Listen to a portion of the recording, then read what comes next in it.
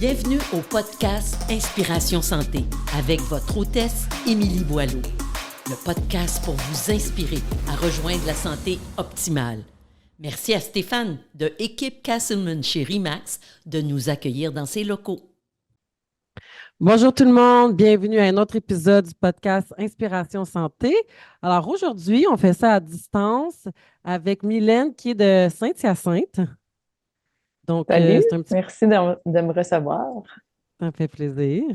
C'est un petit peu loin, hein, Gatineau de Saint-Hyacinthe. Ouais, faire la route, c'est un peu loin. Donc là, moi, je ne sais même pas comment je suis tombée sur ton profil Instagram, mais j'imagine parce que j'avais liké des trucs de santé de la femme, les hormones, puis tout ça.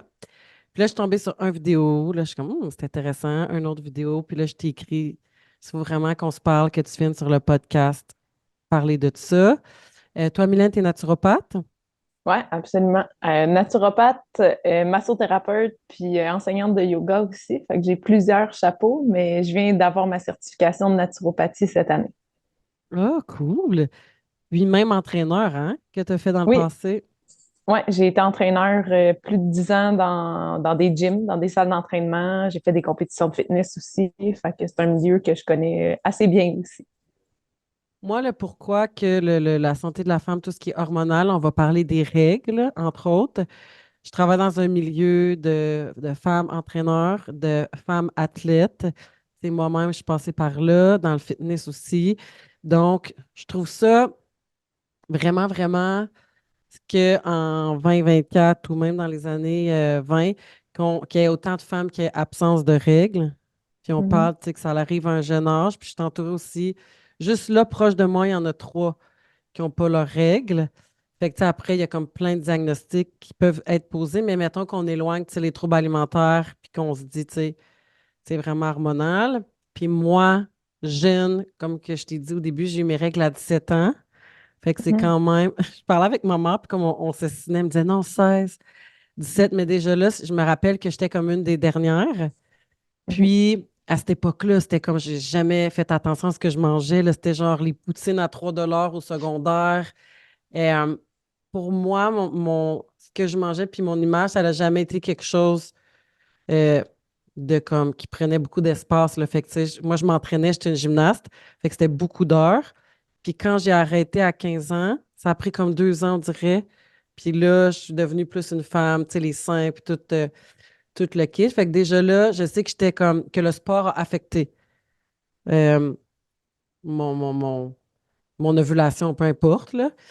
Fait mhm. que c'est quelque chose qui me préoccupe. Puis j'en ai jamais vraiment parlé sur le podcast. Fait que je me disais, tu sais, avec quelqu'un qui a été dans le fitness, qui a eu un taux de gras bas, là, j'imagine que toi, Ouais, tu ouais, vas pouvoir ouais, m'en ouais. parler. Je sais pas, est-ce que tu as été affecté par ça de ton côté? Oui, dans le fond, moi, j'ai fait 6 compétitions. La première que j'ai fait, j'étais menstruée sur le stage, fait que ça n'a pas affecté mes menstruations à la première compétition. Mais toutes les autres, j'ai perdu mes règles pendant autour de 6 mois.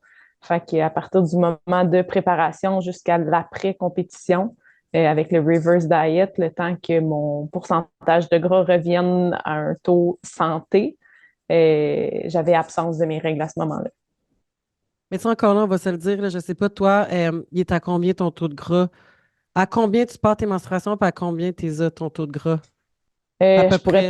Je pourrais pas te dire exactement. Tu sais, mettons, là, en ce moment, je me tiens autour d'un 17% qui est comme vraiment confortable pour moi. Tu sais, je me prive pas, je m'empêche pas d'aller au resto avec des amis. On pourra peut-être en parler tantôt. Je suis passée par des troubles alimentaires. Je vis plus avec, ben, je veux dire, on apprend à vivre avec Mhm. ça. Fait que c'est plus quelque chose qui prend beaucoup de place dans ma vie actuellement. Fait que, tu sais, je suis pas dans l'extrême diète, mais je suis pas dans l'extrême privation non plus. J'ai vraiment réussi à trouver un équilibre. Puis, tu sais, pour moi, un 16-17%, je suis bien comme ça. C'est pas difficile pour moi de rester à ce chiffre-là. Fait que, tu sais, quand j'étais en préparation de compétition, c'est dur à dire, là, parce que les méthodes de pourcentage de gras changent d'un coach à l'autre. Tu sais, je veux dire, même avec les pinces, 2 coachs pourraient te pincer puis tu auras un body fat différent. Fait que, tu sais, j'ai pas un chiffre précisément à dire, Fait que je pourrais pas vraiment répondre à ta question là-dessus, mais clairement, quand j'étais en préparation de compétition, tu sais, moi, c'était vraiment des longues préparations que je faisais, là. La dernière, ça a été comme 5 mois de préparation. Fait que, tu sais, ça a pris du temps avant que je perde mes menstruations. Mais comme je disais, tu sais, j'ai été environ 6 mois sans les avoir. Fait que là, pour toi, Mylène, qui a des menstruations, qui n'en a pas, est-ce qu'il y avait, tu remarquais des choses au niveau de ton tempérament ou de ta santé physique qui étaient différentes quand tu n'avais pas de règles? C'est sûr que c'était différent, mais c'est dur à dire. Est-ce que c'était parce que mon système hormonal changeait, que j'avais pas de menstruation, ou parce que j'étais en préparation de compétition, puis j'étais dans un surentraînement, sous-récupération, sous-alimentation. Tu sais, c'est difficile de dire qu'est-ce qui cause quoi. Mais tu sais, clairement, là, quand j'étais en préparation de compétition, j'avais pas du tout le même tempérament qu'aujourd'hui. Mhm. Beaucoup d'anxiété. Chose qui, justement, quand je me tiens un body fat plus confortable, que, tu sais, je me prive pas au niveau de mon alimentation, puis que je me surentraîne pas, ben ça aide, que je dors bien, tu sais, que mon mode de vie est équilibré. Mhm. Au niveau de mon anxiété, ça m'aide vraiment beaucoup. Euh, Quand je faisais des préparations de compétition, je faisais de l'insomnie. Je me levais la nuit parce que j'avais faim, puis là, j'allais scroller sur Instagram le hashtag cheat meal, puis je regardais tout ce que j'avais pas le droit de manger. Fait que, tu sais, j'étais vraiment dans des comportements nocifs, un lien vraiment malsain au niveau de mon alimentation. Euh, c'est sûr que j'étais plus impatiente, plus sensible, mais encore là, c'est-tu à cause qu'il y avait un changement au niveau hormonal ou à cause du contexte de préparation de compétition? Je pense que n'importe quelle femme qui a fait des compétitions pourrait témoigner à quel point ça vient affecter sur notre caractère, puis que ça change notre personnalité. En tout cas, pour ce que j'ai vu puis vécu, ça a vraiment un gros impact sur notre personnalité puis tout le monde intérieur. Puis, il y a beaucoup de femmes, sûrement, si tu as décidé de te spécialiser là-dedans, surtout dans le domaine du fitness, dans le CrossFit, le domaine du sport, que ce soit la course à pied. Tu sais, des fois, comme de mon côté, c'était pas volontaire. Fait que c'est pas une restriction calorique que je te parle quand j'étais plus jeune, pas quand j'ai compétitionné. Souvent, des athlètes, ils n'arrivent pas à manger assez par rapport à leurs dépenses énergétiques, fait qu'ils se retrouvent hypocaloriques, fait que par le fait même, ils n'ont pas assez d'énergie aussi pour avoir leur règle. Fait que des fois, c'est comme pas intentionnel. Mais mettons qu'on met le domaine du fitness à part puis qu'on regarde plus le domaine athlétique. Il y en a aussi qui ont des troubles alimentaires, on va se le dire. Mhm. Tantôt, tu as parlé de sous-récupération, de surentraînement. Toi, c'était quoi tes signes de surentraînement? Personnellement, je crois plus que c'est de la sous-récupération plus que du surentraînement. Fait que, tu sais, fatigue extrême, encore là, problème au niveau du sommeil, troubles d'anxiété. Tu sais, je récupérais jamais parce que je m'entraînais tellement. Tu sais, c'était comme je me souviens plus c'était quoi exactement que je faisais. Je pense que c'était du 5 jours semaine muscu, puis du 7 jours, 6 à 7 jours cardio. Tu sais, des grosses séances, là, comme du 45 minutes, 1 heure de cardio, plus ma muscu, plus ma journée de travail. Je me rappelle ma dernière préparation de compétition, euh, je sentais que j'avais pas d'énergie. Puis ça a été ma dernière, en fait, parce que là, je ressentais, tu sais, là, j'avais vraiment une meilleure connexion avec mon corps. Puis je ressentais qu'est-ce que je faisais à mon corps. J'ai eu carrément l'impression de mourir dans cette préparation de compétition-là. Je travaillais dans un gym comme entraîneur dans ce temps-là.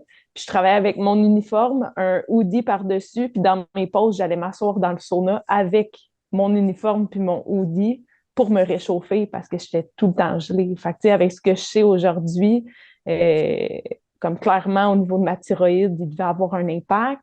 J'ai pas été diagnostiquée à ce moment-là, mais tu sais, d'être euh, en déficit calorique aussi important, puis d'imposer un stress aussi grand à mon corps, clairement, ma thyroïde n'était pas top notch, là. OK. Puis si, d'un autre côté, tu suis exactement la même prep, OK? Fait que 5 jours de cardio, 7 jours de cardio, 5 jours de muscu, mais avec un régime en surplus calorique. Est-ce que tu penses que ça aurait été différent? Absolument. Exact. Fait que c'est Absolument. vraiment au Mais niveau de la vie. j'aurais pas eu les mêmes résultats physiques. Non. Tu sais, j'aurais pas pu faire de stage. Mais oui, clairement que je me serais pas sentie de la même façon. Là. Donc, la nourriture a un impact quand on parle de récup. Absolument. OK. Fait que là, bon, moi, je vais me mettre en exemple, ça me dérange vraiment pas que les gens soient au courant de ça. J'étais allée en fertilité, fait que moi, j'étais allée avec insémination parce que j'ai une conjointe, puis il fallait passer par là. Puis, ça faisait pas longtemps que j'avais fini ma compétition, j'en ai fait une, puis moi, c'était comme pour faire un check sur ma liste, là, j'allais pas faire une carrière, puis c'était pas quelque chose qui m'intéressait. Puis, à ce moment-là, tu sais, à partir de 17 ans, j'ai eu mes règles, j'étais régulière. Fait une compétition, je suis tombée à 7% de gras. Boum, tu sais, plus de règles, incapable d'avoir mes règles pour porter un enfant, là, tomber enceinte, ça marchait pas. Fait Mhm. que j'ai été sous hormones, ça a fonctionné. Mais là, ils m'ont fait passer plein de tests, dont le cortisol sur 24 heures. Ils n'ont rien trouvé. Là, Mhm. elle me dit, ben là, t'as-tu des troubles alimentaires? Puis je suis comme, non, zéro. J'ai pas de troubles, mais à un moment donné, tu sais, t'es tellement sous-calorique pendant longtemps que c'est sûr que ça a un impact, puis il y a le stress que ça génère. Fait Mhm. que là, il parle de la triade de l'athlète, dans le sens que c'était comme ça le diagnostic qu'ils m'ont donné. Mhm. Tu sais, ça finit là, là, ils prescrivent la pilule. Fait que là, je prends la pilule. Ils sont comme, ben là, tu restes sur la pilule parce que tu as eu une absence de règles, c'est trop important. Puis là, c'est vraiment drôle parce que ma mère, la semaine passée exactement, m'a appelé pour me dire, là, tu prends-tu encore la pilule? Mais là, il faudrait que tu vois, tu sais, si t'es tes règles ou non. Fait que arrête. Là, je pense qu'elle a regardé un documentaire là-dessus. Mais encore là, c'est tellement controversé. La pilule, c'est bon, ça prévient contre le cancer de l'utérus. La pilule, c'est pas bon, tu sais, ça crée l'inflammation, ça perturbe ton système digestif. Il y a tellement de trucs que tu entends. Puis à un moment donné, moi, c'est la gynécologue, elle m'a rencontrée, puis elle m'a dit, c'est la pilule ou un cancer ou et comme tu as eu absence de règles. Fait que c'est ça, tu prends pas au sérieux. Puis moi, j'étais quand même vieille quand c'est arrivé. Fait que j'imagine une fille de 18, 19, 20, 17, tu prends pas ça tant au sérieux. Mais Mhm. comme rendu à notre âge, j'étais comme moi, qu'est-ce qui s'est passé? Puis j'avais pas de trouble alimentaire, j'ai fait une compétition.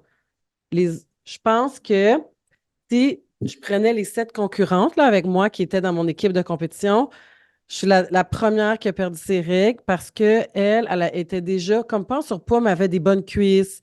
Mhm. Si on s'entend que tu as de l'estrogène au niveau de ton gras puis que tes ovaires en produisent. Fait que j'imagine que par le fait même, eux qui avaient beaucoup plus de gras au niveau des cuisses, ils ont peut-être gardé plus d'estrogène que moi, qui était déjà comme lean à l'époque. Bref. euh, Fait que là, c'est pour ça en plus que je voulais t'avoir sur le podcast pour qu'on discute de ça, puis de dire c'est quoi, pourquoi c'est important d'avoir des règles, la pilule, toi, comme, tu sais, c'est vraiment, on s'entend, on n'est pas médecin. Nous, on parle, s'il y a d'autres gens qui vivent la même situation ou qui ont des proches, tu sais, on y va vraiment à titre informatif. Consulte ton médecin, gynécologue, endocrinologue pour toutes les questions. Là. Moi, tu sais, je veux vraiment avoir ton opinion là-dessus par rapport à tes expériences, comme toi, est-ce que tu as pris la pilule? Comme la pilule, c'est quoi les effets? Puis, qu'est-ce qu'on c'est quoi? Parce que si moi, toi, honnêtement, c'est revenu assez vite. Parce Mhm. que moi, ici, j'en connais, c'est 1 an, 2 ans, 5 ans. Tu sais, c'est long. Fait on fait quoi rendu là? Est-ce qu'il y a un espoir que ça peut revenir? Mhm. Je peux commencer par cette question-là. Oui, il y a de l'espoir que ça peut revenir. Il faut comprendre pourquoi il y a absence de règles. Fait que si, par exemple, on prend l'exemple d'une fille qui a fait une compétition puis qui n'a pas eu ses règles depuis sa compétition il y a 5 ans, il se passe quelque chose au niveau du corps. Puis souvent, moi, ce que je vois dans ma pratique de naturopathie, c'est des filles qui sont allées consulter leur médecin, qui ont passé un bilan hormonal, puis que justement, le bilan hormonal, ben tout est beau que, tu sais, au niveau des hormones, tout est équilibré, il n'y a pas de débalancement hormonal. C'est un mot qu'on entend beaucoup là, sur les médias sociaux, mais souvent, il n'y a pas de débalancement hormonal au niveau médical. Tu sais, tu vas passer un test, puis tout va sembler équilibré, mais tu vas quand même avoir des symptômes ou comme, tu sais, tu vas avoir absence de règles ou tu vas avoir des symptômes quelconques. Fait que clairement, peut-être que tes hormones, il n'y a pas de débalancement en tant que tel, mais il se passe quelque chose. C'est pas normal. Euh, Fait que oui, il y a espoir que ça revienne. Ce que je vois le plus souvent, puis tu sais, là, on parle des athlètes, mais honnêtement, je le vois chez Madame tout le monde, parce que les femmes ont peur de manger. Les femmes sont en constante recherche du corps parfait. Il y en a énormément. Puis c'est pas juste chez les femmes, mais là, vu qu'on parle des femmes aujourd'hui qui ont des troubles alimentaires, sans être dans le milieu du fitness. Les troubles alimentaires montent en flèche, puis ça commence de plus en plus jeune. Les femmes sont vraiment préoccupées avec leur image corporelle. Puis ils vont avoir tendance à suivre des diètes hypocaloriques parce que la culture de la diète est vraiment forte. Puis les femmes vont croire que elles ont besoin de manger 1500 calories par jour, puis que si elles mangent plus que ça, elles vont prendre du poids ou elles réussiront pas à perdre du poids. Récemment, j'ai eu une cliente qui est venue me voir qui a participé à une retraite, je pense que c'était 3 semaines ou un mois, d'une personnalité vraiment connue. C'est une retraite fermée, santé bien-être. Puis toutes les calories étaient comptées dans cette retraite-là. Fait que c'était du 1500 calories pour toutes les participantes, mais ils font de l'activité à tous les jours. Puis tu sais, c'est pas personnalisé, là, c'est 1500 calories pour tout le monde. Bien, cette cliente-là est arrivée avec des symptômes de préménopause, l'enfer, là. Elle se réveillait la nuit, elle avait des sueurs, des bouffées de chaleur épouvantables, mais elle avait perdu beaucoup de poids. Elle était vraiment contente parce que sur la balance, elle voyait le chiffre descendre. Puis finalement, elle est allée passer des prises de sang, puis sa thyroïde était débalancée parce que justement, elle a été hypocalorique suite à cette diète-là. Puis elle avait déjà un problème au niveau de sa thyroïde avant, mais c'est venu mettre le doigt direct dans ce bobo-là. Fait que les femmes, souvent, ont tendance à pas manger suffisamment.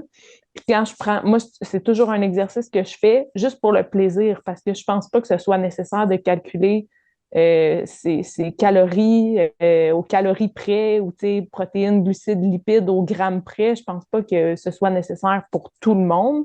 Il y a des femmes qui vont vouloir le faire, mais encore là, il faut faire attention parce que c'est facile de tomber dans l'excès avec ça, puis de tomber dans un trouble alimentaire qui est comme caché un peu de dans le milieu du fitness, j'entends ou je vois souvent ça, des femmes qui disent j'avais un trouble alimentaire, puis c'est le fitness qui m'a sauvée. Le fitness t'a pas sauvé de rien. T'as transposé ton trouble alimentaire dans le fitness parce que là, tu calcules au gramme près, puis t'es pas libéré de ton trouble alimentaire. T'es juste encore super dans le contrôle, mais d'une autre façon. Ben oui, c'est drôle parce que j'avais cette discussion-là la semaine passée avec une cliente qui me montre, hey, regardez, elle mange comme 3200 calories. Elle fait de la longue distance. Je regarde les photos, je suis comme, my God, elle est en bas de 10% de gras, là, comme facile, Mhm. là, comme la peau. Tu vois vraiment les abdos bien découpés. C'est une athlète, mais en tout cas, bref, peu importe, on le sait jamais, là. C'est facile de dire, hey, voici ma bouffe. Pourquoi on peut se fier à les réseaux sociaux pour nous-mêmes se comparer, nous-mêmes dire, bon, ben, ça veut dire que je peux courir 100 km par semaine, puis manger ça, puis je vais être correct. Fait que faut faire attention, puis ce qui est bon pour quelqu'un n'est pas nécessairement bon pour toi. Si je m'en vais à une retraite, puis je mange 1500 calories, oublie ça. Je ne vais pas filer, mais j'ai des clientes plus vieilles qui ont 45, ils peuvent manger 1500 calories, s'entraîner, puis filer super bien. Fait que, tu sais, Mhm. je pense pas que le 1500 est mauvais, mais il est mauvais quand tu l'appliques à tout le monde, tout dépend de la dépense énergétique, puis les activités, exercices que tu vas faire à l'extérieur de ça. Mais moi, en tout cas, avec les réseaux sociaux, j'ai tellement fait du ménage par rapport à ça. Puis il y a tellement de fausses informations qui circulent avec des filles qui ont dit j'avais un trouble alimentaire, mais là, je fais du CrossFit maintenant. Le CrossFit Mhm. m'a sauvé. Mais là, maintenant, je fais du fitness. Mais c'est ça. Puis après, tu les vois tomber comme des mouches. Là, comme j'ai Mhm. récemment, il y en a des athlètes de CrossFit qui ont avoué leurs problèmes. Puis je trouve ça vraiment triste parce qu'en plus d'avoir à fighter avec l'anxiété de te nourrir, il y a un extrême stress par rapport au sport. Puis quand on parle du CrossFit, c'est un gros volume d'entraînement. Je ne vais pas dénigrer le fitness, mais on ne parle pas du même entraînement, là. Quelqu'un Mhm. qui fait du fitness puis du CrossFit, puis les athlètes élites, c'est du 3-4 heures par jour, même plus. Mhm. Fait que, en tout cas, bref, je serais curieuse de voir le pourcentage qui n'ont pas leurs règles. Mhm. Mais, fait qu'il y a une Tu sais, partie qui est.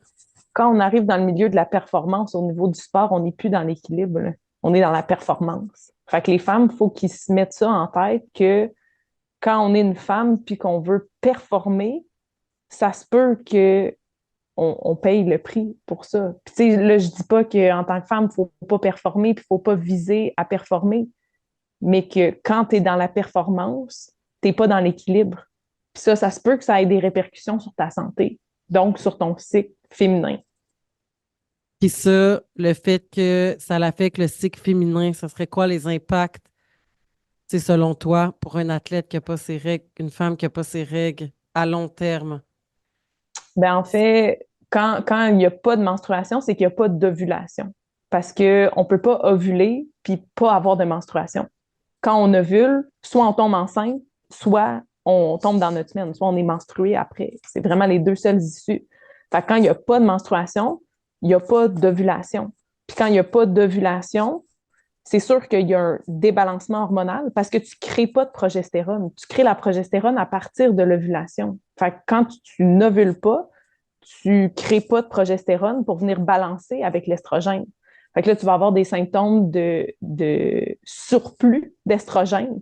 Mais en fait, qu'est-ce qui se passe? C'est que tu as un déficit de progestérone parce que tu n'en crées pas, parce que tu n'ovules pas. Fait que là, à ce moment-là, tu sais, tous les problèmes reliés à l'estrogène, puis là, on va prendre un supplément de estro quelque chose pour venir patcher les symptômes de surplus d'estrogène. Mais qu'en fait, le problème, c'est qu'on ne produit pas assez de progestérone pour venir balancer les effets de l'estrogène. Puis, tu sais, quand je me reconnais là-dedans par rapport à la performance, tu sais, c'est CrossFit un peu ce que je fais, mais avec la course à pied. Mhm. Fait que oui, c'est de la performance, puis je réalise le stress que ça cause sur le corps, là, mais je suis pas en déficit calorique, pas du tout. Fait qu'au moins, au niveau de la récup, c'est tellement plus facile quand que tu te permets plein d'affaires. Je veux dire, je vais manger ce que je veux, là, j'ai pas de restrictions. Mais après, c'est un choix que tu as à faire parce que moi, je pense que si je Absolument. regarde des filles, il y en a qui sont même pas dans la performance puis n'ont pas leur règle parce que leur taux de gras il est trop bas. OK? Fait qu'il y a ça. Puis Puis il y après, en tu a sais, qui sont à un pourcentage de gras élevé puis qui n'ont pas leurs règles non ouais, plus. Ça n'a pas aussi. nécessairement rapport avec le pourcentage de gras. Moi, j'en ai eu des filles là, qui m'écrivaient justement: Hey, j'ai perdu 50 livres, je ne suis pas encore à mon objectif, puis j'ai plus de menstruation, qu'est-ce qui se passe? Mais tu as les mêmes symptômes. C'est pas nécessairement à cause du taux de gras qui est bas que tu vas perdre tes menstruations, mais c'est à cause de justement souvent une diète hypocalorique ou un stress trop grand au niveau de ton corps. Puis exemple, qu'on parle de stress trop grand, ça, bon, le gras trop bas, là, tu peux le monter, tu augmentes tes calories, diminuer un peu le volume d'entraînement. Fait que ça, on le sait, common sense. Après, si on regarde au niveau des stresseurs, fait que là, tu serais comme trop stressé pour enfanter. Ta Mhm. priorité, c'est ton stress, fait que tu as géré, fait que, ou même, tu n'as pas l'énergie. Si tu t'entraînes trop, tu n'as pas l'énergie pour comment je te dirais, te reproduire. Fait Mhm. que c'est pas la priorité non plus. Toi, au niveau des plantes ou de la naturopathie, comment est-ce que tu fais? Est-ce que tu vas t'attaquer au surrénal? C'est quoi ta priorité quand tu veux que les règles reviennent pour tes clientes qui ont soit un entraînement trop élevé ou un stress trop élevé? Les habitudes de vie en premier. Avant d'arriver dans les suppléments, je vais toujours m'attaquer aux habitudes de vie. Puis souvent, c'est comme une réponse plate que je donne aux filles parce que souvent, les filles vont m'écrire puis vont me dire: Hey, as-tu un supplément pour telle affaire? As-tu un supplément pour telle affaire? Quelle plante tu peux prendre pour telle affaire? Puis là, c'est comme: attends une minute, là, on va commencer par regarder le big picture de ton mode de vie. Si tu es hyper stressé, que tu travailles 75 heures par semaine, que tu dors 4 heures par nuit, que tu manges 1000 calories par jour, comme il n'y a pas une plante qui va venir patcher ton mode de vie. Comme faut prendre soin de la base en premier. Fait que, tu sais, des stresseurs, justement, tu sais, les stresseurs externes, là, je veux dire que tu es stressé par rapport à ce qui t'arrive dans la vie, ça peut être quelque chose qui peut être à travailler. Fait que souvent, je pense qu'il n'y a pas une femme avec qui je travaille que j'ai pas référent en psychothérapie. Ou tu sais, que j'y ai pas dit comme il y a un travail au niveau mindset, au niveau mental qu'il faut que tu ailles faire pour être bien. Fait que, tu sais, que ce soit la psychothérapie, que ce soit la PNL, que ce soit le développement personnel, peu importe, je pense que c'est une branche qui est importante pour prendre soin de soi. Puis de prendre soin de son monde interne, ben, ça va se refléter dans tout le reste après. Tu sais, ça va se refléter vers l'extérieur. Fait que de prendre soin de sa tête, premièrement. Les autres stresseurs, ben, justement, un manque de sommeil. Si tu dors pas suffisamment ou que ton sommeil n'est pas récupérateur, c'est sûr que ça, c'est la base. Tu sais, si tu as des cravings, mais que tu dors pas, ben, on va commencer par que tu dormes suffisamment, que tu manges assez, puis que tu manges suffisamment de protéines, qui sont souvent des problèmes de base. Puis après ça, il y a beaucoup qui va bien aller. Tu sais, ça va placer beaucoup de choses. Après ça, au niveau de la digestion, parce que la digestion, tu sais, la santé intestinale va avoir un lien avec la santé féminine, la santé en général, mais la santé hormonale féminine. Fait que est-ce que tu vas à la selle tous les jours?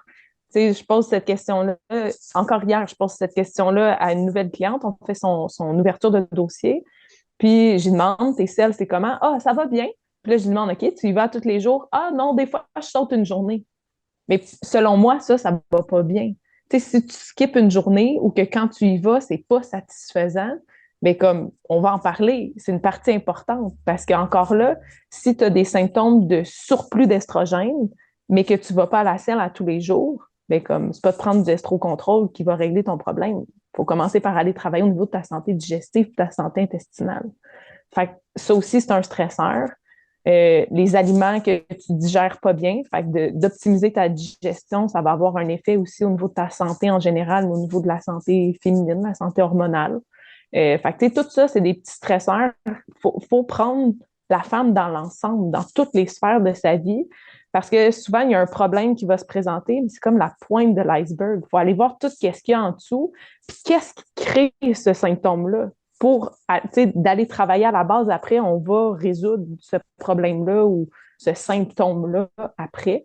Mais c'est juste le corps qui envoie un message, dans le fond, qu'il y a quelque chose qui n'est pas optimal dans mon mode de vie actuellement. Oui, puis pour les suppléments, tu as tellement raison. On dirait que c'est la même chose avec les clients ici chez Team Boileau quand ils veulent perdre du poids ou qu'ils commencent l'entraînement. Tu sais, ah, tel supplément commence avec la nourriture.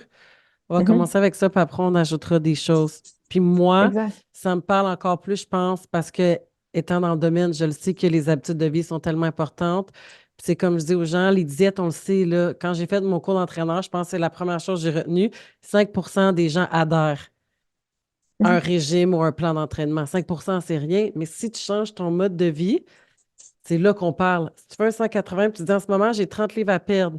Fait que, tu sais, mes habitudes sont sûrement pas bonnes. Comme je te dis, j'ai pas mes règles. Fait qu'il y a quelque chose au niveau, soit des stresseurs ou en quelque part là-dedans, qui est pas bien. Puis, oui, le sommeil, il peut ne pas être récupérateur. Si tu es dans le régime hypocalorique comme moi, c'est drôle parce que j'ai eu l'influenza il y a un mois, ou ouais, un mois et demi, 2 mois. Puis, je dormais mal longtemps parce que j'avais diminué ce que je mangeais. Puis, Mhm. habituellement, je mange tout le temps un petit peu avant de me coucher, mais comme pas juste avant de me coucher. Puis, tu sais, on dit tout le temps, mange pas avant de te coucher, mais moi, c'est comme, ça va bien de cette façon-là. Puis, j'ai réalisé que ce que je mangeais avant de me coucher, là, avec la grippe et tout ça, je ne le mangeais plus. Quand j'ai recommencé à manger mes glucides, ouais, mon sommeil, c'était comme un game changer. Puis ça marche Mhm. pour moi, là. Puis, tu sais, comme autant qu'on dit, t'es supposé de manger 2, 3 heures avant pour ne pas digérer, puis que ton énergie va à ton sommeil, puis pas à la digestion pour le sommeil profond. On s'entend, j'ai pas mangé un steak non plus. Fait Mhm. que des fois, on peut remarquer que ceux qui mangent pas assez, t'es pas supposé de te réveiller la nuit parce que t'as faim, là. On va se le dire. Commande. Pose-toi des Puis, questions si ça arrive. puis des fois, tu sais, les femmes vont souvent me dire, ah, mais moi, j'ai pas faim. Mais tu sais, le sentiment d'avoir faim, c'est pas juste ton ventre qui gargouille, puis oh my God, j'ai tellement faim. C'est aussi comme de l'insomnie, des brain fog, des problèmes de concentration, des problèmes de mémoire. Tu sais, ça peut être un signe que tu manges pas suffisamment aussi. Fait que, tu sais, des problèmes de concentration. Peut-être que si on travaille au niveau d'équilibrer ton alimentation, puis qu'on donne les bons nutriments à ton corps pour que tu nourrisses ton corps, comme probablement que ta concentration, ton sommeil, ça s'améliore. Effectivement, c'est sûr que si tu te nourris puis il y a du gaz, ça va être beaucoup plus facile d'être concentré à une tâche. Puis ça, c'est ce qu'on remarque aussi. Puis, des fois, on associe ça à un poids, les troubles alimentaires. Il faut que tu sois maigre ou tu sais, si tu fais de l'hyperphagie, il faut que tu sois gros. Quand que ça n'a tellement pas rapport. Tu n'as pas Mhm, besoin d'être maigre pour avoir un trouble alimentaire ou tu peux avoir l'air super fit, super en santé, puis tu as un trouble alimentaire aussi. Tu sais, mhm. il ne faut pas que tu aies l'air proche de la mort avec les joues qui creusent. Fait que, tu sais, on s'entend là avec la santé féminine, les troubles alimentaires, comme tu as dit, ça prend tellement d'ampleur. Je pense qu'on en parle plus. On arrive à. Tu sais, c'est pas comme tangible, on dirait comme boire de l'alcool ou faire de la cocaïne. C'est tellement Oui. accessible la nourriture. Fait que des fois, tu sais, on peut parler de troubles de comportement alimentaire sans avoir un diagnostic d'anorexie, d'hyperphagie ou peu importe, mais avoir des comportements qui sont déviants puis cause de l'anxiété. C'est comme quand tu penses à aller au restaurant puis ça te cause de l'anxiété, tant qu'à moi, ça peut être un signe. C'est dur de se dire qu'on a un problème. Tu sais, même moi, l'absence de mes règles, ça fait comme on dirait que tu te sens pas femme.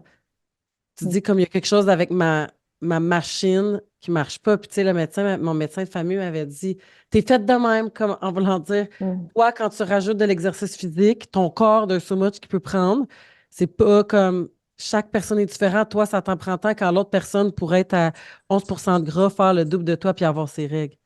Tu sais, chaque corps est différent. Fait que, mais à un moment donné, je me suis sentie différente des autres. Puis elle me disait, ah, mais là, après, en parlant avec d'autres gens, puis voyant que j'étais vraiment pas la seule là-dedans. Et après, tu te dis, j'ai un choix à faire. Je fais quoi? Quand que toi, tu t'es identifié comme quelqu'un qui s'entraîne, qui prend tellement de plaisir, puis qui le fait, puis qui n'a pas de trouble alimentaire, puis, tu sais, mais comme ce que tu dis, la performance, on dirait que ça me reste en tête. Tu peux pas performer puis être équilibré. C'est dur. Ça dépend à quel Ouais, puis niveau, mais c'est dur d'avoir les deux. Je suis totalement d'accord. Puis, tu sais, je trouve ça intéressant que tu parles d'identité parce que moi, c'est pour ça que je réfère les gens aussi. Tu sais, je vais travailler, j'ai une capacité à travailler un peu, tu sais, le mindset, puis de poser des questions, puis faire réfléchir les gens. Mais à un moment donné, tu sais, j'ai pas un bac en psycho, là, fait que je peux pas aller creuser de, tu sais, pourquoi la performance pour toi, c'est si important. Je pense il y a des traits de personnalité aussi, que, tu sais, Mhm. comme toi, moi, je le sais que je le porte en moi, ça, ce besoin de me dépasser, puis de performer, puis que je me sens accomplie quand je fais ça.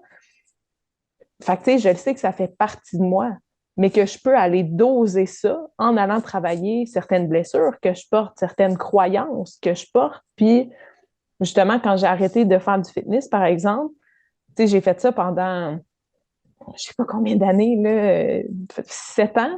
Fait que mon identité, les gens, quand ils me voyaient, ne me parlaient que de ça. Puis je me rappelle avoir dit à ma mère à un moment donné, genre, fuck, je suis tannée que le monde me parle juste de ça. Puis ma mère était comme, ouais, mais tu parles juste de ça. Tu sais, c'est ça que tu montres, c'est ça ton identité. Les gens, Mhm. ils t'associent à ça. Fait qu'à un moment donné, c'est d'aller faire une cassure au niveau de l'identité. Puis justement, comme tu as dit, de se poser des questions. OK, j'ai un choix à faire. Qu'est-ce qui est important pour moi? Puis tout est correct. Tu sais, tout est correct. C'est une question personnelle à se poser.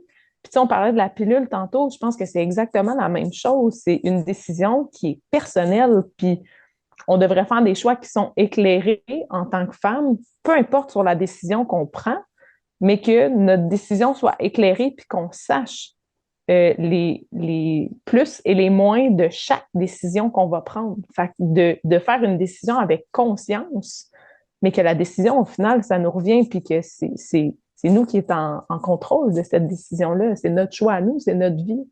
Fait que qu'est-ce que j'ai envie d'expérimenter comme vie? Comment j'ai envie de me sentir? Ben ça, il y a juste moi qui peux répondre à cette question-là. Tu sais, par contre, c'est sûr que là, l'Ozempic qui est super populaire en ce moment, la pilule pour perdre du poids. Les gens se posent vraiment la question, même chose. Hey, ça fait quoi si je prends l'Ozempic? Qu'est-ce que je me mets ma santé en péril, mes organes, peu importe, c'est un peu la même chose. Ben, la pilule contraceptive, je pense que c'est pas mal moins nocif que l'Ozempic, là. Mais de se dire, OK, je me fais conseiller ça par un médecin qui est supposé de m'aider, qui a une hormone quand même synthétique. Là, on s'entend qu'un homme pourrait prendre la pilule puis il y aurait des règles. Je veux dire, c'est pas à cause que tu as des règles avec la pilule que tu as des règles. C'est des fausses règles. C'est ça, c'est pas des menstruations. C'est ça. Donc, après, c'est comme, OK, il y a tellement d'informations qui est véhiculée. Qu'est-ce qui est bon pour moi? Je pense que tout le monde, on veut avoir une santé, quand tu t'entraînes encore, tu vas être comme avoir une santé optimale, de dire comment la pilule peut me nuire et comment en arrêtant la pilule, pour quelqu'un qui n'a pas ses règles, tu dois en avoir des clientes qui se sont fait dire, prends la pilule, puis ça va être correct, là.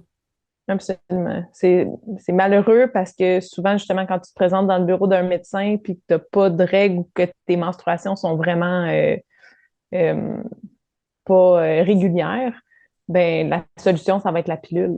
Mais la pilule ne vient pas réguler ton cycle. Ça vient juste shut down tes hormones. Puis, comme tu as dit, tu as un segment de privation parce que quand tu arrêtes la pilule, tu sais, dans les 7 jours où tu arrêtes la pilule ou que tu prends les pilules qui n'ont pas d'hormones, ben, tu as des segments parce que tu as une privation d'hormones synthétiques qui est dans l'hormone, dans la pilule. Fait que tu n'as pas des menstruations parce que les menstruations viennent suite à l'ovulation. Et si tu prends la pilule, c'est ça l'objectif. Tu n'as pas d'ovulation. Fait que comme ça vient pas réguler ton cycle, c'est juste un cycle qui est synthétique, qui est pas le tien, en fait. Puis ça, Mhm, encore une fois, ça vient pas régler le problème à la base de mhm. pourquoi ton cycle est déréglé ou pourquoi tu n'as pas de menstruation. Même chose pour comme la santé de la femme que tu as dit tantôt, digestive, au niveau de la constipation, des trucs, de dire pourquoi je suis constipée. Tu sais, on a tellement de clientes qui ont une constipation chronique. Comme Mhm, tu dis genre tu bien, ça veut dire est-ce que tu vas à la selle à tous les jours? Puis c'est-tu satisfaisant? C'est des crottes de lapin? T'essayes, mhm, on leur de quoi? Tu sais, nous, mhm. maintenant, on envoie là, cette Échelle de Bristol. ouais, Ouais. qu'on envoie, puis on peut voir au moins les clients, ça a l'air de quoi. Mais c'est un peu le même truc que les menstruations. Fait on s'attaque au mode de vie, sommeil, stress. Moi, je pense qu'on pourrait tous bénéficier d'une gestion de stress parce que quand j'étais allée au Costa Rica en février, j'ai vraiment vu que le mode de vie, dès que tu arrives ici au Québec, ça va à 100 000 à l'heure. Puis il y a des gens qui embarquent pas là-dedans, moi j'embarque.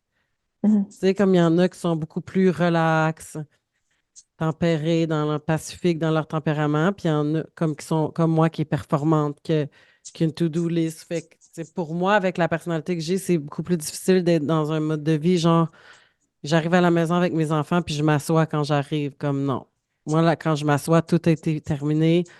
Les devoirs, le bain, les lunchs, puis la maison est propre, puis après, je m'assois. Fait que, tu sais, c'est quand tu es rendu proche de la quarantaine, c'est dur de changer des habitudes de vie. Je le vois aussi avec les clients qui ont du poids à perdre, mais my God, c'est très faisable. Très Ça se fait. faisable. Puis, Puis, comme tu dis tantôt, c'est un choix. Tu sais, c'est un choix, puis c'est vrai que ça va être plus difficile parce que si ça fait 40 ans que tu as les mêmes habitudes de vie, ben comme ça va être plus difficile que si ça fait 4 ans que tu as ces habitudes-là. Mais ça se fait. Puis encore là, c'est de se poser la question à quel besoin ça répond que je sois dans la performance de même. Pourquoi j'ai besoin que ta maison soit toute cleanée avant de m'asseoir puis de prendre un break? Comme il n'y a personne qui arrive chez vous puis qui dit genre Hey, Émilie, il y a plein d'affaires qui traînent chez vous, comment t'aurais pu te ramasser? Tu sais, c'est nous qui se met cette pression-là sur les épaules, mais comme d'où ça vient? Fait que, tu sais, c'est de faire un travail d'introspection, puis tu sais, je dis pas de vivre dans un débarras, puis de passer d'un extrême à l'autre. Mais c'est d'aller en quelque part là-dedans que si une journée, tu es fatigué puis qu'il reste des jouets des enfants à terre, ben comme, ben écoute donc, c'est là, puis ça va rester là, ils vont m'attendre. Si le linge n'est pas plié, ben il va pas se sauver, il va rester là, je le plierai demain quand je serai plus reposée. Fait que c'est vraiment un travail sur soi de travailler dans l'équilibre, surtout quand on a un tempérament justement intense, qui veut performer, qui veut bien faire, qui veut tout faire, qui veut tout régler. Fait que c'est de se poser la question, est-ce que ça me cause un problème? Est-ce que je suis bien? Moi, c'est tout le temps ça que je dis à mes clientes. Pose-toi la question, est-ce que tu es bien? Tu sais, si tu arrives chez vous, puis que pour toi, faire les devoirs, puis le bain, puis les lunchs, puis le ménage, ça te fait sentir bien, mais comme pourquoi tu irais changer ça? Mais ça mhm. ne te mettra pas une pression sur les épaules de faire ça. Mais si tu arrives chez vous, puis tu es genre, fuck, faut que je fasse mes devoirs, le bain, ça va être tough, ça va être pénible. Là, après ça, les enfants ne voudront pas aller se coucher, ça va être long. Puis là, après, j'ai encore plein de vaisselle puis du linge à plier. Puis là, c'est lourd sur tes Mhm. épaules. Là. Ben ça, ton mindset n'est pas le même. Fait que ta perception de la situation ne sera pas le même. Fait que la même situation ne sera pas le même niveau d'intensité de stress pour deux personnes parce que tu n'as pas la même perception de la situation. Exactement. Comment tu vois les choses? Tu fais juste ruminer dans ta tête avec des trucs négatifs. Oh là là, j'ai ça à faire, j'ai ça à faire, j'ai ça à faire. En vieillissant, on apprend, là. Finalement, c'est comme une montagne, mais là, quand tu te mets à écrire ou regarder qu'est-ce que ça a l'air, c'est pas mal moins pire. Comme moi, finalement, je vais l'avoir fini en 1 heure. Mhm, c'est Puis ça. tout va être correct. Nous-mêmes, on est les pires pour se mettre. C'est nous qui se mettons. Ma blonde, elle me dit souvent comme tu réalises en ce moment que tu es la seule c'est toi-même qui t'impose ton stress. Mhm. Comme ouais, tu as bien raison. Finalement, il n'y a personne d'autre que moi qui se le met. Puis tu sais, tu disais quelque chose d'intéressant tantôt quand tu es revenu au Costa Rica, tu sais, le monde ici va vite.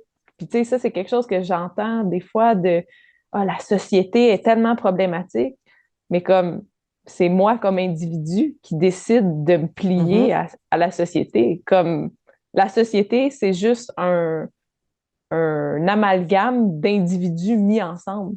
Fait que si moi, ça fait pas mon affaire, le rythme de la société, comme la société va pas débarquer chez nous puis comme Hey, il faut que tu performes plus. C'est moi qui me mets cette pression-là. Fait que comme c'est un travail sur moi. Mhm. Puis, tu sais, sur la santé en général, je pense que de prendre responsabilité de moi, de comment moi je me sens, c'est un gros pas. Puis c'est quelque chose qui est vraiment difficile à faire. De prendre responsabilité de ce qui nous arrive, de comment on se sent, comme la responsable de comment moi je me sens, c'est Mhm. moi. Tu sais, c'est moi qui réagis face à la société. Tu sais, la société propose quelque chose, mais après, c'est mon choix d'aller ou non dans cette vague-là. Fait Je que de pense prendre que responsabilité pour son bien-être, je pense que c'est le premier pas vers se sentir mieux. effectivement, puis comment tu été élevé aussi, c'est quoi les modèles que tu as eus chez vous dans ton quotidien quand tu étais jeune? Tu sais, mon père était hyper dur sur lui, hyper travaillant, exigeant. Mm, euh, fait que tu grandis, fait que de te défaire de tout ça, des fois, euh, c'est plus difficile. absolument. Mais Là, pour les... en tant qu'adulte, encore une fois, c'est notre responsabilité de le faire. Fait que, tu sais, c'est possible de le faire, mais comme tu dis, ça va avoir amené plein de positifs, ça aussi, dans ta vie. Fait que c'est de prendre qu'est-ce qui te sert, puis de travailler à laisser aller ce que tu veux pas garder avec toi. Oui, puis je pense que ça prend de l'aide. On va pas se mentir. Honnêtement, Absolument. comme que tu aies du poids à perdre, 50 livres, le faire toute seule. Je dis pas que tu ne seras pas capable, mais d'avoir un encadrement, quelqu'un qui te guide à travers ce processus-là, ces embûches-là, c'est un peu la même chose. Moi, je le sais que tu sais, j'ai fait de la psychothérapie euh, pour l'anxiété de performance. Mhm. Ça a beaucoup aidé. Il n'y a pas comme, j'espère en tout cas, je souhaite que les gens arrêtent de penser que d'aller voir un psychologue, c'est comme, moi, je pense que là, c'est putain tabou. Moi, je pense que si tu peux travailler sur toi, devenir une meilleure personne, my God, humblement, c'est la meilleure décision que tu peux pas faire. Je Mhm. viens de commencer du coaching en neurosciences pour l'entreprise. On a commencé il y a comme 6 mois, puis là, je viens de commencer individuellement. Puis mon coach était comme là, on travaille l'entreprise, mais on ne travaille pas l'entrepreneur. Fait que ça serait une bonne idée de le faire. Fait que les gens ont peur d'aller chercher de l'aide. Puis je trouve que c'est une grande force de dire, au contraire, de dire j'ai besoin d'aide, c'est une grande force que de Absolument. comme garder ça pour toi puis de pas en parler. Fait que oui, je suis d'accord avec ce que tu dis, mais avec un petit peu de soutien là-dedans pour y Absolument, oui. arriver. Absolument. Je suis d'accord avec toi. Pour les suppléments, là, c'était ça que je voulais un peu parler. Bon, là, tu as dit, OK, on change le mode de vie. Après ça, est-ce que tu connais des suppléments ou que tu conçois une espèce de recette de suppléments pour venir aider pour les règles? Mettons qu'on parle au niveau du stress, cortisol, tout ça, parce que j'imagine que c'est peut-être plus ça que tu attaques ou non? Souvent, la problématique, ça va être au niveau du stress. Fait qu'une fois que le mode de vie est placé, c'est sûr que des suppléments comme du magnésium, ça peut être quelque chose d'intéressant à intégrer. L'ashwagandha, dépendamment de la personne, tu sais, il n'y a pas une recette que c'est comme un pack tout fait, puis c'est bon pour chaque personne. Chaque femme est différente, ses besoins vont être différents. Ses besoins vont être différents. Mais l'ashwagandha, pour aller travailler au niveau du stress, de travailler sa résilience face au stress, parce que en prenant un supplément, les stresseurs de ta vie vont pas s'évaporer. Diminuer. C'est juste que ta résilience au stress va être meilleure. Fait que l'ashwagandha, magnésium, ça peut être des suppléments qui sont intéressants. L-théanine peut être intéressant aussi dans certains cas. Euh, pour ce qui est de l'absence des règles ou des symptômes de SPM très forts, le Vitex, Le nom de la plante en tant que telle m'échappe, là, mais le Vitex, on peut le trouver facilement là, sous ce nom-là. Ça va être un supplément qui a des propriétés super intéressantes, qui va aller travailler au niveau de la progestérone, fait que de travailler l'équilibre, comme je disais tantôt, entre la balance progestérone-estrogène. Ça peut être des suppléments qui sont intéressants. Sinon, tu sais, aussi simple qu'une petite tisane de camomille en soirée, tisane de valériane, la passiflore, ça peut être des plantes, des fleurs qui sont intéressantes à consommer en tisane, à intégrer dans la routine du soir. Mais encore là, ça dépend de la personne puis de son besoin individuel. Là, ceux qui nous écoutent, qui prennent des médicaments, consultez parce qu'il y a des Oui, plantes tu sais, qui peuvent exciter ou s'interférer. Là, fait qu'il y a tout ce que tu as nommé, là, c'est tous des trucs super que j'avais déjà entendus. Puis la tisane à camomille, on dirait que c'est comme réconfortant le soir. oui, Puis ouais. il y a comme une routine qui s'installe. Fait que nous, on a la boîte à grains à Gatineau. Il y a une naturopathe qui est sur place. J'adore ça. Tu peux aller parler, avoir des conseils. Fait que ça peut être intéressant aussi. Même dans les IGA, je pense que celui près de chez moi, il y a une naturopathe. Puis chaque fois, je vais y jaser. Puis je lui demande des petits conseils. Fait que c'est le fun. Des bons outils. Exactement. Pour finir, oh my God, je pourrais te parler encore pendant 1 heure. Mais j'irai avec, c'est quoi les 3 habitudes de vie les plus importantes pour toi à changer, autre que l'alimentation? Parce qu'on en parle trop, fait que je l'enlève de l'équation. Gestion de stress. OK?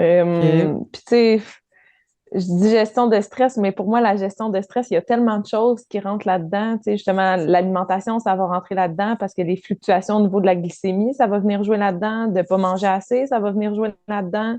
Mais tu sais, de travailler sa gestion de stress, peut-être avec des suppléments, comme on a parlé, par l'activité physique. Tu sais, de bouger suffisamment, mais pas trop intensément non plus pour pas te créer un stresseur, ben ça va t'aider à gérer ton stress. Fait que, tu sais, l'activité physique, pour moi, rentre dans un des outils de gestion de stress.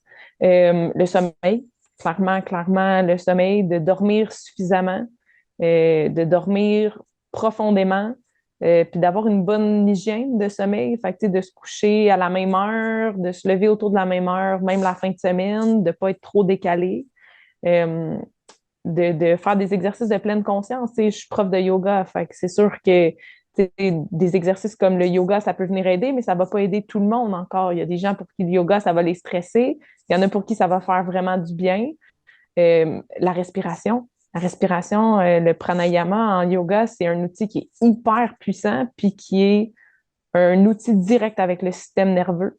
Fait que de faire des respirations en pleine conscience, de la cohérence cardiaque, c'est comme une ligne d'accès direct au système nerveux. Fait que si on est quelqu'un qui est très stressé, de rentrer des exercices de respiration dans sa routine, dans sa journée, ça peut être un outil vraiment puissant qui va nous aider avec la gestion de stress. Fait que gestion de stress, sommeil, activité physique, ce serait vraiment les 3 complémentaires à l'alimentation, bien sûr.